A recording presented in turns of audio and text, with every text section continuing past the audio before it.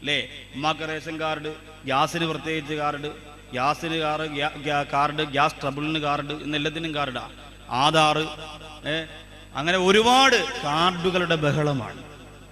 എവിടെയെങ്കിലും അപകടത്തിൽ ആരെങ്കിലും ആക്സിഡന്റ് പെട്ടാൽ ആദ്യം ഹോസ്പിറ്റലിൽ കൊണ്ടുപോകുന്നതിന് പകരം പുറകിലിരിക്കുന്നവൻ പറഞ്ഞ കാക്കാരെ കാർഡ് ആദ്യം നുള്ളി പുറകിയെടുക്കാനേ പറയാം. കാരണം അതിനുവേണ്ടി ഒരുപാട് ഓടേണ്ടി വരും. അതുകൊണ്ടാണ്. അപ്പോൾ അതുകൊണ്ട് സഹോദരങ്ങളെ, ആ സാധുവായ ഉമ്മയെ നമ്മൾ തിരിച്ചറിയണം. എങ്ങനെ തിരിച്ചറിയാനാണ്?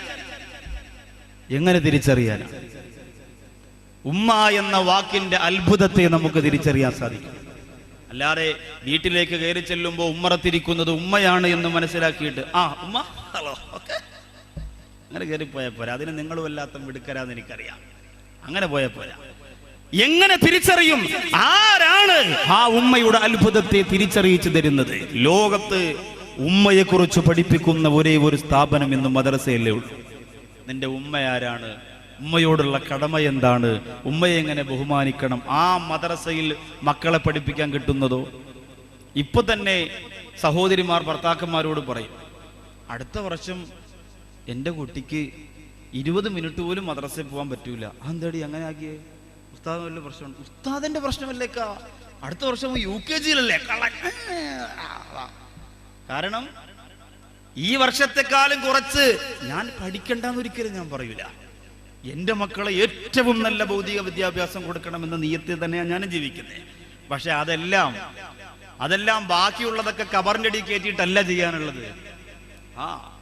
ബാങ്ക് കേൾക്കുമ്പോൾ ബാങ്കിന് ശേഷമുള്ള ദുആ ചെയ്യുന്ന ഒരു ഡോക്ടറാക്കാൻ നിങ്ങളുടെ മക്കളെ അങ്ങനെ മാറ്റാൻ നിങ്ങൾക്ക് സാധിക്കും. ബിസ്മില്ലാഹിർ റഹ്മാനിർ റഹീം പറഞ്ഞുകൊണ്ട് ഓപ്പറേഷൻ തിയേറ്ററിന്റെ അകത്തേക്ക് കാലെടുത്ത് വെക്കുന്ന, കത്തിയെടുത്ത് ശരീരത്ത് വെക്കുന്ന ഒരു ഡോക്ടറാക്കാൻ, സത്യം മാത്രം പറയുന്ന ഒരു വക്കീലാക്കാൻ, നിയമത്തെ വളച്ചൊടിക്കാത്ത ഒരു പോലീസുകാരനാക്കാൻ, മിലിറ്ററി കുടിക്കാൻ വേണ്ടി മാത്രമാകാത്ത ഒരു പട്ടാളക്കാരനാക്കാൻ, അല്ലേ? അങ്ങനെ ഒരുപാട് കാര്യങ്ങളുണ്ട്. അവിടെയൊക്കെ അള്ളാഹു പടച്ച തമ്പുരാനെ മുൻനിർത്തിയിട്ട് സർവ്വ ജോലികളും നമുക്ക് ചെയ്യാം. അള്ളാഹുവിനെ ഭയന്നുകൊണ്ട് വിദ്യാഭ്യാസ മേഖലകളിൽ ഈ സമുദായം ഇതുവരെ വന്നത് പോരാ. 100 ഇരട്ടി ആവേശത്തോടെ തിരിച്ചു വരണമെന്ന് ആണയിട്ട് തന്നെ ഞാൻ പറയുകയാണ്. പക്ഷേ അത് മദ്രസയെ 10 മിനിറ്റ് ആക്കിയിട്ട് പോരാ. അതിന് നമുക്കൊരു പരിഹാരം കാണാൻ സാധിക്കണം. അലിഫ് എന്ന് എഴുതിയിട്ട് അബുൻ എന്ന് പഠിപ്പിച്ചു കൊടുക്കുന്നു ഉസ്താദ്. അടുത്ത പാഠത്തിൽ ഉമ്മുൻ എന്ന് പഠിപ്പിച്ചു കൊടുക്കുന്നു ഉസ്താദ്. എന്നിട്ട് പറയും, ഉമ്മുൻ എന്ന് പറഞ്ഞാൽ ആരാ മക്കളെ?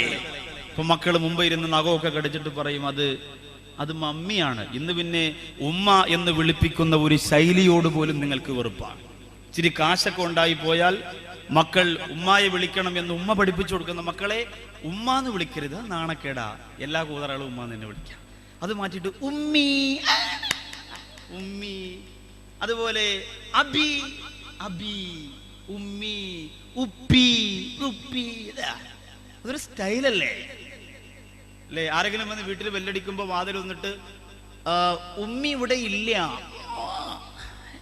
ഉപ്പി ഇല്ല, അതുപോലെ വേറെ കുറെ സ്റ്റൈൽ, അങ്ങനത്തെ സ്റ്റൈലും പദങ്ങളുണ്ട്. ഉമ്മ എന്ന വാക്കിന് പകരം വെക്കാൻ വെല്ലുവിളിക്കുകയാണ്. ഒരു വാക്ക് നിങ്ങൾക്ക് ലോകത്ത് കൊണ്ടുവരാൻ പറ്റുമോ? കഴിയില്ല. ആ വിളിക്കൊരു സുഖമാണ്, ആ വിളിക്കൊരാനന്ദമാണ്. അത് പഠിപ്പിച്ചു തരുന്ന മദ്രസയോടുന്ന് നമുക്ക് വെറുപ്പാണ്. നമ്മുടെ മക്കൾ 3-ാം ക്ലാസ് കഴിഞ്ഞാൽ ഒരു അത്ഭുതമാണ്, 4-ാം ക്ലാസ് കഴിഞ്ഞാൽ ഒരു അത്ഭുതമാണ്. ഉമ്മയെ കുറിച്ച് പഠിപ്പിക്കുന്ന സ്ഥാപനത്തിൽ നിന്നും മക്കളെ വലിച്ചഴച്ചു കൊണ്ടുപോയിട്ട് അമ്മായിയമ്മ കാണിച്ചാൽ ഉമ്മയുടെ സ്നേഹം നിന്റെ മക്കൾ പഠിക്കൂല. ഇന്ന് അമ്മായിയും മരുമക്കളും റിയാലിറ്റി ഷോ നടത്തുകയാണ്. അമ്മായി വിളിക്കുന്ന ഏറ്റവും വലിയ ചീത്തയ്ക്ക് ജഡ്ജസിന്റെ 50 മാർക്ക്, മരുമോടതിൽ കുറച്ചേ വിളിക്കുള്ളെങ്കിൽ മരുമോക്ക് 15 മാർക്ക് കുറച്ചേ കൊടുക്കുള്ളൂ. നല്ല ചീത്ത വിളിക്ക് ട്രോഫി കൊടുക്കുന്ന കാലം. അമ്മ എന്ന സീരിയൽ നിന്റെ പ്രിയപ്പെട്ട മക്കളെ മടിയിൽ പിടിച്ചിരുത്തിയിട്ട് കാണിച്ചു കൊടുത്താൽ എന്റെ വേളാവൂരുള്ള പെങ്ങളെ, ഉമ്മയെ തിരിച്ചറിയാൻ നിന്റെ പ്രിയപ്പെട്ട മക്കൾക്ക് സാധ്യമല്ല. അങ്ങനെ സാധിക്കുമായിരുന്നു എങ്കിൽ കേരളത്തിലെ ഒരു പത്മശ്രീ നേടിയ ഒരു സിനിമാ നടൻ, നല്ല ഘനഗാംഭീര്യമുള്ള ശബ്ദത്തിന്റെ ഉടമയായ ഒരു സിനിമാ നടൻ, ചില അഭിമുഖങ്ങളിലൊക്കെ മാതാവിനെ കുറിച്ച് നിറകണ്ണുകളോടെ പറയാറുള്ള ആ സിനിമാ നടൻ കിംസ് ഹോസ്പിറ്റലിന്റെ അകത്തടത്ത് കിടന്ന് ഈ അടുത്ത സമയത്ത് മരണപ്പെടുകയുണ്ടായി. ഇപ്പൊ പരസ്പരം നിങ്ങൾ മനസ്സിലായിരുന്നു മറ്റേ അതൊക്കെ നമുക്ക് നല്ല അറിവാണ്. ആ സിനിമാ നടൻ 25 കൊല്ലങ്ങളോളം തന്റെ മാതാവിനോട് പിണങ്ങിക്കഴിയുകയായിരുന്ന സഹോദരങ്ങളെ. 25 കൊല്ലങ്ങളോളം മരിക്കുമ്പോഴും ഇണങ്ങിയിട്ടില്ല. സിനിമാ ലോകത്തിന് പറഞ്ഞു കൊടുക്കാൻ പറ്റും. എങ്ങനെ പറഞ്ഞു കൊടുക്കാൻ പറ്റും? പ്രസവിക്കുന്നത് വീഡിയോയിൽ പിടിച്ച് കാശാക്കാൻ നിൽക്കുന്ന സിനിമാ ലോകത്തിന് മാതൃത്വത്തിന്റെ മഹിതത്തിന്റെ മണ്ടയിൽ ചവിട്ടിയിട്ട് നൃത്തം ചെയ്യുന്ന കലിയിളകിപ്പോയ ആ സിനിമ എന്ന് പറയുന്ന കലയ്ക്ക് മാതാവിന്റെ മാധുര്യം പഠിപ്പിച്ചു കൊടുക്കാൻ കഴിയോ? എന്റെ അഭിപ്രായത്തിൽ കഴിയില്ല. ഇതുവരെ കഴിഞ്ഞിട്ടില്ല. അങ്ങനെയാണെങ്കിൽ ആറ്റം ബോംബും ഭീരങ്കിയും മിസൈലും ബീജബാങ്കും ഹൃദയവും കരളും പോലും വില കൊടുത്ത് വാങ്ങാൻ കഴിയുന്ന ഈ കാലഘട്ടത്തില് എന്തെല്ലാം കണ്ടുപിടിച്ചു പോയി നമ്മുടെ ശാസ്ത്രലോകം. എന്റെ സഹോദരങ്ങളെ, അവർക്കൊന്ന് പറഞ്ഞു തരാൻ പറ്റോ? മാതാവിന്റെ സ്നേഹത്തെക്കുറിച്ച് അവർക്കൊന്ന് പറഞ്ഞു തരാൻ പറ്റോ? പക്ഷേ അല്ലാഹുവിന്റെ പരിശുദ്ധ ഖുർആൻ നിന്റെ വീട്ടിന്റെ അകത്ത് ആർക്കും വേണ്ടാതെ അടുക്കി വെച്ചിരിക്കുന്ന അല്ലാഹുവിന്റെ ഖുർആനും എടുത്ത് നിവർത്തി നോക്കിയാൽ ആ ഖുർആൻ പറഞ്ഞു തുടങ്ങുന്നുണ്ട് ഉമ്മയെ കുറിച്ച്. ആ ഖുർആൻ പറഞ്ഞു തുടങ്ങുന്നുണ്ട് മാതാവിനെ കുറിച്ച്. വവസ്വൈനൽ ഇൻസാന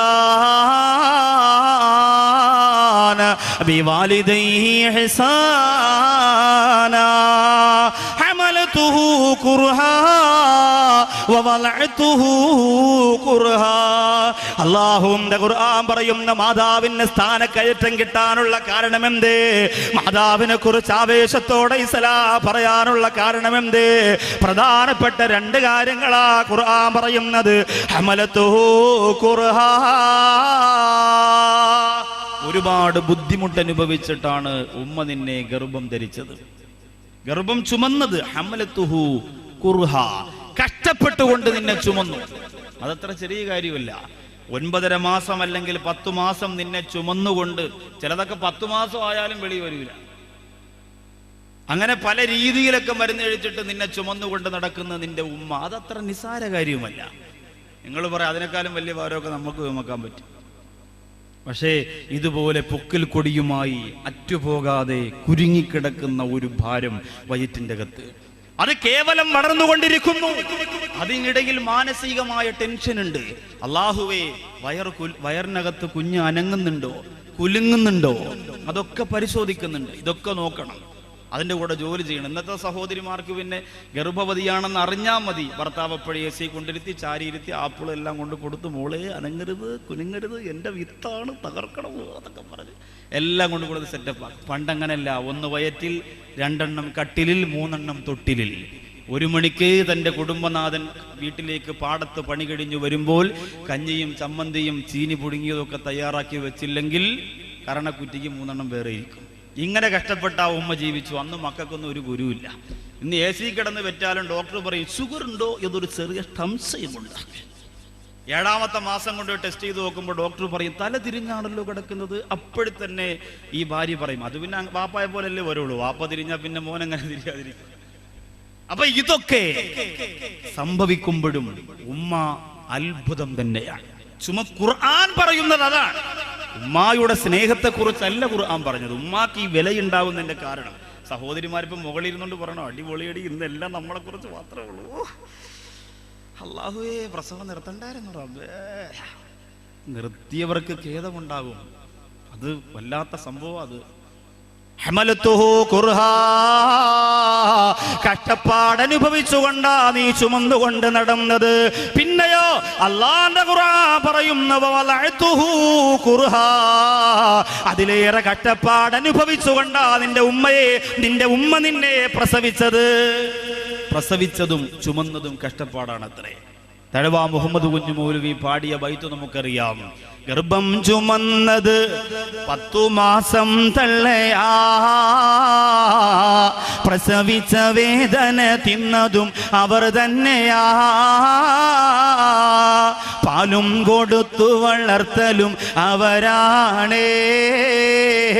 ഈ 3 കാര്യം ഉപ്പയിൽ ഒഴിവാണേ.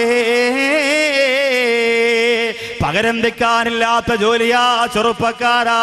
ഇന്ന് വീട്ടിന്റെ അകത്തിരുന്ന് പുറത്തേക്ക് നിന്റെ ഉമ്മയെ നീ വലിച്ചെറിയാറില്ലേ?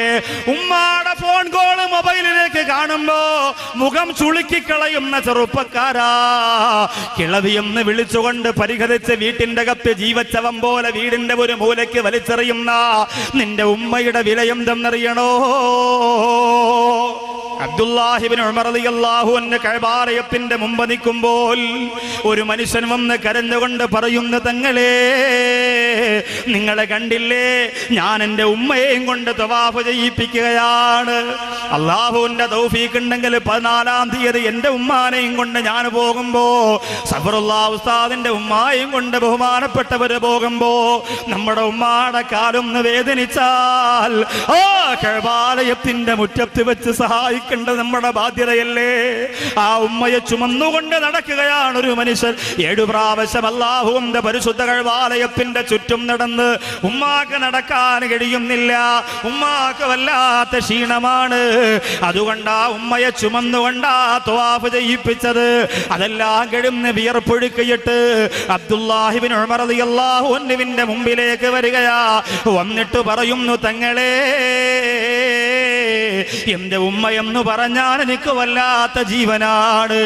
എന്റെ ഉമ്മയുടെ സ്നേഹം വളരെ വിശാലമാണ്.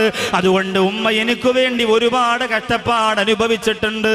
ആ കഷ്ടപ്പാടിന് പകരമായി, ഉമ്മ എന്നെ സ്നേഹിക്കുന്നതിന് പകരമായി, ഉമ്മ എനിക്ക് തന്ന ആദരവിന് പകരമായി, ഉമ്മ എനിക്ക് വേണ്ടി ഒരുപാട് വിയർപ്പൊടുക്കിയതിന് പകരമായി ഈ കഅബയുടെ ചുറ്റുഭാഗത്തിന്റെ ഉമ്മയെ ചുമന്നുകൊണ്ട് നടന്നല്ലോ തങ്ങളെ, അതതിന് പകരമാകുമോ എന്ന് ചോദിച്ചപ്പോൾ അബ്ദുല്ലാഹിബ്നു ഉമർ റളിയല്ലാഹു അൻഹു ഉമ്മയുടെ ഭാഗത്ത് നിന്ന് ആ പ്രിയ കൂട്ടുകാരനെ വിളിച്ചുകൊണ്ട് മാറിപ്പോവുകയാണ്.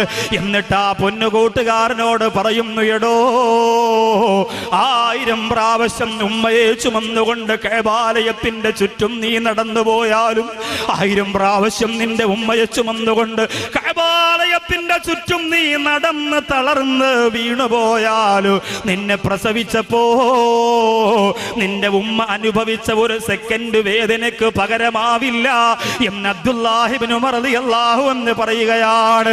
പ്രസവിക്കാൻ ഭാഗ്യം കിട്ടിയ ഉമ്മമാരെ സൗഭാഗ്യവതികളാണ്. മക്കളെ നിങ്ങളെ ചവിട്ടട്ടെ, ഉപദ്രവിക്കട്ടെ, പക്ഷേ ആ ഒരു കർമ്മം നിങ്ങൾക്ക് ലോകത്ത് ചെയ്യാൻ കഴിഞ്ഞിട്ടുണ്ടോ? നിങ്ങളെ സൗഭാഗ്യത്തിന്റെ ഉടമകളാണ്.